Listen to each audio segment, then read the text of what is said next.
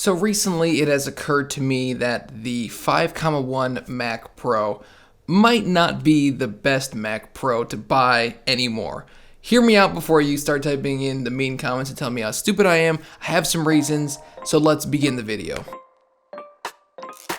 For a long time, the 5,1 Mac Pro has been the Mac that tinkerers went for, those who wanted to stick it in the face of Apple for reducing end-user servicing in favor of a more locked down, glued-in approach, hence any iMac.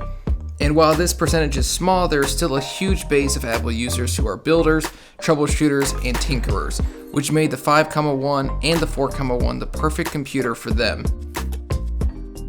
With the recent release of macOS Catalina, we've seen the support for the 5,1 and the flashed 4,1 Mac Pro be dropped, which starts to beg some important questions. Are these still the best Macs that money can buy, or should you start to look elsewhere? Obviously, somebody like myself, I have praised these Mac Pros for years. I've made a couple of videos about them. I've liked them for years, long before I was making YouTube videos. At the end of the day, it's the best computer Apple ever made, in my opinion. Hopefully they go back to a similar design in the future, but who knows? It's Apple. I thought they were really cool machines. I thought the fact that you could upgrade an Apple machine, give it 12 cores, a beefy graphics card, and upgrade it and control all that stuff was awesome. But it's no longer supported, and I think it's time to take a really hard look at what these 5,1 and 4,1 Mac Pros are. They are built on Intel's X58 platform, and for those of you who don't know what that is, I'll sum it up really quickly. It's a very old platform. There has been many updates to that platform since this Mac Pro has come out, and it's old. The X58 platform is still relatively viable in 2019, but you've seen with releases of quad-core i3 processors, Ryzen 3rd Gen, older processors with high core counts are starting to look less and less attractive. Now, that's not to say that these old processors are useless. It's just to say that with newer processors coming out that have more cores, lower TDP, overall better processors, way more power efficient processors, and way more powerful processors, not just on the multi-threaded tasks, but also looking at single-threaded tasks. For any processor that's come out in the last 7 years, it's going to be faster and better than these X58 platform CPUs you'd put inside your 5,1 Mac Pro. So does that mean that the Mac Pro is dead? Does that mean that we should kill it? Does that mean that you should never use it? No, there are a lot of advantages and there are disadvantages of these older Mac Pros, and the biggest one is obviously the upgradability and the longevity. These computers have been around for essentially 10 years at this point, and they're still viable. They're still usable computers in 2019. You can upgrade the CPUs, you can upgrade the GPU, you can upgrade the RAM, you can upgrade the storage. You can add all of this stuff internally in the Mac Pro without worrying about external expansion and having to plug in like a Thunderbolt 3 eGPU or a Thunderbolt 3 storage device. You can plug it in directly to the computer and you don't have to worry about additional costs that it would cost if you were to do it externally. That's a great feature of these Mac Pros. The fact that you could take 8-core version of these Mac Pros with super old processors, update it to like x56-75 processors, and have 12 cores, 24 threads in a Mac. That's awesome. Typically, to get that, you would be spending thousands of dollars, and with these old Mac Pros, you get 12 cores, 24 threads for under $800. But I guess that's sort of the problem, I would say, is yes, they're upgradable, and yes, they're powerful, and yes, you can use them still, but you're starting to really see the age of these old processors. In a lot of cases, the single-core performance on the Mac benchmark, Geekbench, you've seen that the single-core performance is half of the newer CPUs, which means that basically if you were to get a newer 6-core processor like an i5-8500 that's inside of one of the Mac Minis, or an i7-8700B, again inside one of the Mac Minis, that performance of that processor is going to crush the performance of the older Mac Pros. Now, there is obviously give and take there because the Mac Mini does not feature a GPU and there's no internal expansion of the GPUs or the CPUs. But with newer equipment, you do get newer features and you typically get better features. I think that there's always a time and a place to upgrade. Right now with Apple, it's a pretty decent time to buy a new computer from them, especially with the content updates that they're putting into their Mac lineup.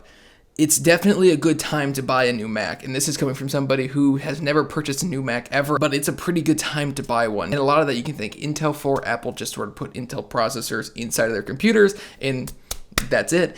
But you can thank Intel for their recent advancements, and really you should be thanking AMD, because once they released Ryzen and 8-core desktop processors that the masses could use, then Intel really stepped up their game. So because of the recent push for high core count in consumer class hardware on something like the X570 platform or the Z390 platform, you're starting to see that these older computers, while they always will hold a special place in my heart, they are starting to show their age. But there is more to these computers than just their old processors.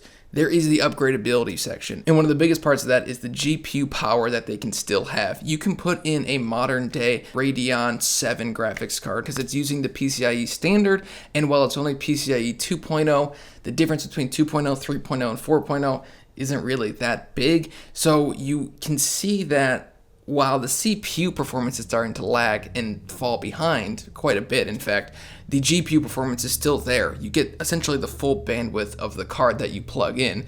So it's tough for me to say, don't buy these Mac Pros. They're done. You shouldn't use them. Because there are some huge advantages if you are somebody who is using a Mac and they're doing some type of 3D modeling or 3D rendering where the GPU is primarily used and it's a metal-enabled graphics card. I would say that one of these Mac Pros is actually probably a good purchase for you. But if you have a few extra bucks, I would probably say maybe consider a Mac Mini with an eGPU.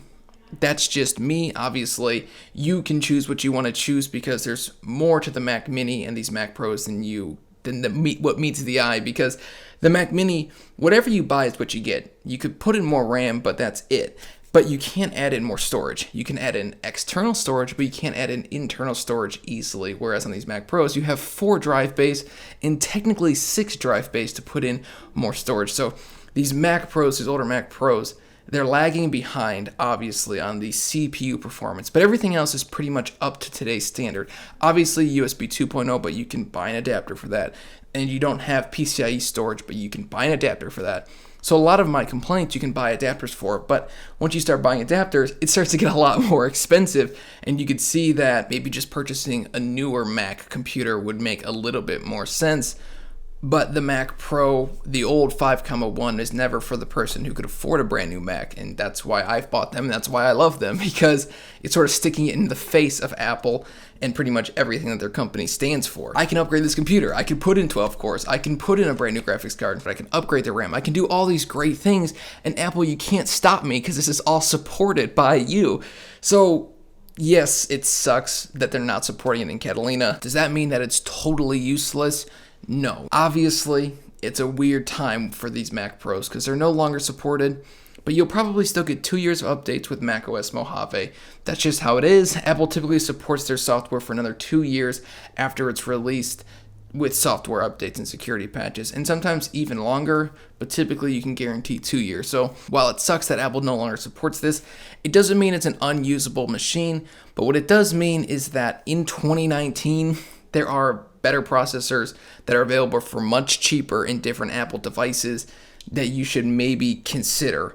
So that's my opinion about the 5.1 Mac Pro. It's a great machine, but it's definitely starting to show its age. The CPUs are just slow. Their single core performance is lousy in 2019, especially for 2019. Their multi-core performance holds up, but single core performance is really big in a lot of applications. So I would probably lean towards maybe not getting one. That doesn't mean don't get one, but it does mean just look at the other options that Apple has to offer in any of their other Macs. But you won't get that upgradability. So if you're somebody who needs a strong graphics card and just needs average CPUs, the Mac Pro is still a great computer for you. But just know that those CPUs are old. The X58 platform is super old, and all those processors are super old. So thank you for watching. I'll see you in the next one. Peace out.